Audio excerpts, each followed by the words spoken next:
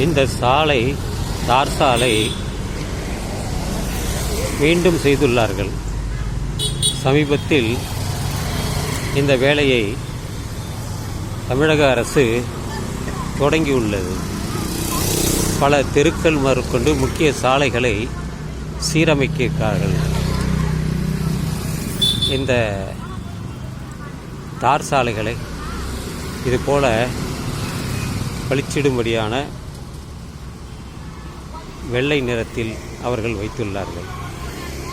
So இதெல்லாம் அவர்கள் 5 வருடத்திற்கு ஒரு முறை அல்லது 3 வருடங்களுக்கு ஒரு முறை இது சென்னை மாநகராட்சி அவர்கள் கட்டுப்பாட்டில் இருக்கக்கூடிய இந்த சாலைகளை அவர்கள் சீரமைத்து வருகிறது. தமிழ்நாட்டிலே மூலை முடுக்கெல்லாம் சாலை வசதிகள் சிறப்பாக இருக்கும். பேருந்துகள், புதிய பேருந்துகள், பேருந்து நிலையங்கள் புதியதாக கட்டி வருகிறது. செலவு செய்வதற்கு பஞ்சமே இல்லை. தமிழக அரசு எல்லா விதத்திலும் சிறப்பாக செய்து வருகிறது.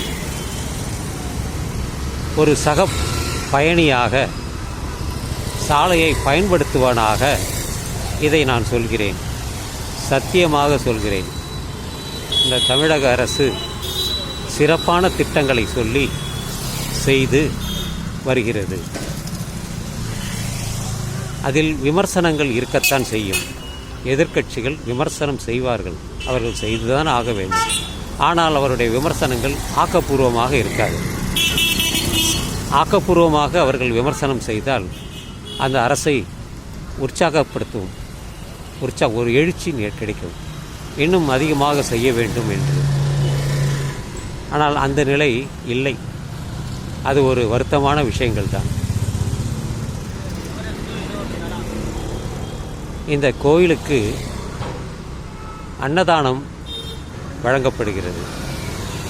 வள்ளலார் கோயிலுக்கு அவர் வாழ்ந்த இடத்திற்கு நேற்று சென்று வந்தேன். அது அரசுடைமையாக்கப்பட்டது. பல அன்ன ஆலயங்களை உருவாக்கி பசித்தவனுக்கு உணவளிக்கும் திட்டத்தை தமிழக அரசு செய்து வருகிறது. நிதியை பெற்று அவர்கள் செய்து வருகிறார்கள். அதுபோல தனியாக வள்ளலார் ஆலயமும் பல இடங்களில் அன்னதானம் செய்யப்படுகிறது. இது எப்படி எனக்கு தெரியும் என்றால், நான் சேவை செய்வதற்காக நான் அங்கே செய்து வருவது வழக்கம். அதனால்தான் என்னால் அதை பற்றி பேச முடிகிறது. கோவில் என்றாலே வழிபடும் இடமாக இருந்தாலும் அதற்கு அப்பாலும் எவ்வளவோ விஷயங்கள் இருக்கிறது. சிலர் வீடியோ எடுக்கக்கூடாது என்பார்கள். அப்படி எடுத்த பிடுங்கி விடுவார்கள். அதில் ஒரு விஷயமும் இருக்கிறது. இந்த தகவலை நாம் பதிவிடும் பொழுது நல்லவர்களும் பார்ப்பார்கள், கெட்டவர்களும் பார்ப்பார்கள். ஓ, இந்த கோயிலில் இப்படியெல்லாம் இருக்கிறதா என்று நோட்டமிட்டு அதை வேறு தீய செயலுக்கு பயன்படுத்துவார்கள் என்ற நோக்கத்தில் தான் அவர்கள் செய்கிறார்கள். அது நமக்கு புரிகிறது. ஆனால் இருந்தாலும் நாம் அந்த யூடியூபில் பார்த்தால் எல்லா தகவலும் இருக்கிறது, அத்தனை தகவலும் இருக்கிறது. நான் அதை வைத்துத்தான் விக்கிபீடியா மூலம்தான் எல்லா தகவலையும் திரட்டிக்கொண்டு நான் ஒரு காணொளி செய்யும் பொழுது அதில் இருக்கக்கூடிய உண்மையான விஷயங்களை மட்டுமே நான் பேசி காணொளிகள் செய்துள்ளேன். பல கோயில்களுக்கு இந்தியா மட்டுமல்ல, அமெரிக்காவில் கூட காணொளி செய்துள்ளேன். பெரு நாட்டில் காணொளி செய்துள்ளேன்.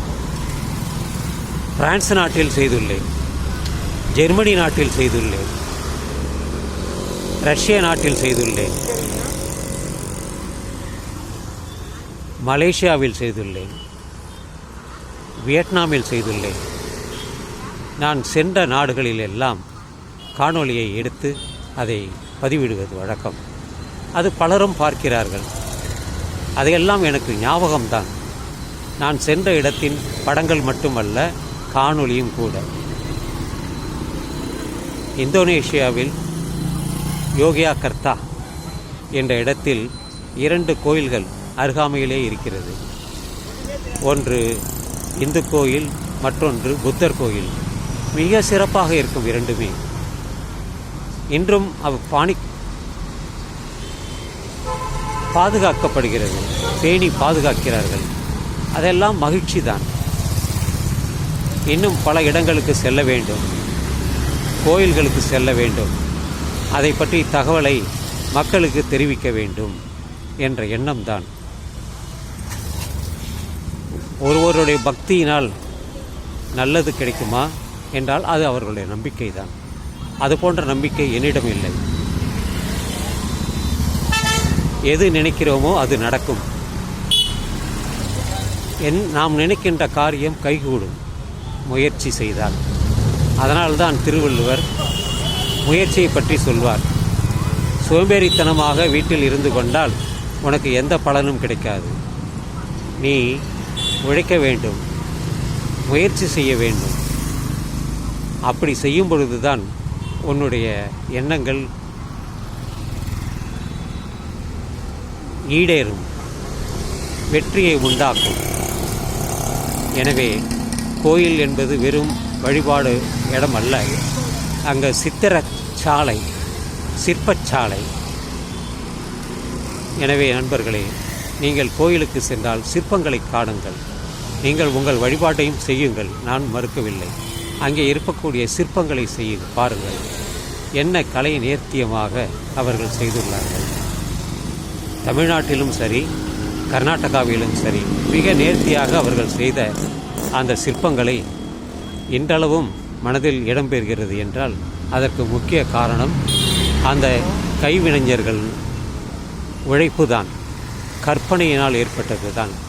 தெய்வங்கள் எல்லாம் கற்பனை தான், ஆனால் சிற்பங்கள் அந்த சிற்ப சிந்தனையில் இருந்து தோன்றியது தான். எனவே நண்பர்களே, இந்த பதிவு உங்களுக்கு பிடித்திருந்தால் உங்கள் கருத்துக்களை தெரிவிக்கலாம் என்று சொல்லி இந்த பதிவை நான் நிறைவு செய்கிறேன். இந்த இரவு நள்ளிரவாகட்டும் நண்பர்களே. தற்பொழுது நான் அகரத்தில் இருந்து பேசி வருகிறேன்.